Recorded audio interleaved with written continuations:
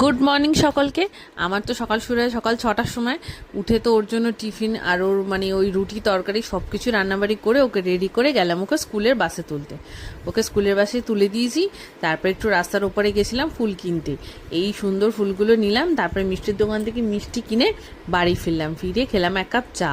খেয়েই বসে পড়লাম রান্নাবাড়ি করতে, রান্নার তোড়জোড় করতে। সবজিটাই প্রথমে কেটে নিয়েছিলাম। প্রথমে ছিল উচ্ছে ভাজবো বলে উচ্ছে কেটে নিলাম। তারপর আলু পটল চিংড়ি করব বলে সবজিগুলো কেটে নিলাম। তারপরে দিয়ে দিলাম পুজোটা একটু বেশি সময় ধরেই দিয়েছি, কারণ আজকে বৃহস্পতিবার। সব কিছু পরিষ্কার করে আবার নতুন করে পেতেছি কাপড়গুলো।